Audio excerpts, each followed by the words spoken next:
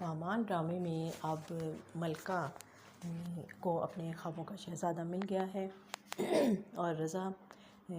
को वो अपने बिल्कुल जैसा वो लड़की चाहता था अपनी शादी करने के लिए, उसको वैसी ही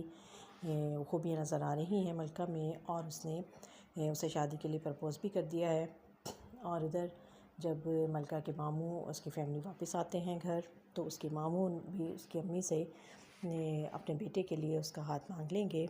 अब माँ जो है वो एक अजीब दोराहे पर आ गई है, क्योंकि जैसा वो अपने भाई को तो इनकार नहीं कर सकती, लेकिन मलका ने जो कि अपने ख्वाबों का शहज़ादा ढूंढ रही थी, उसको वो सारी खूबियाँ रज़ा में नज़र आती हैं। वो अपना माँ की ये बात मानने से इनकार कर देगी कि उसे अपने कज़न से शादी नहीं करनी है, और अब ये माँ के लिए ये बहुत मुश्किल मरला आ जाएगा और क्या होगा।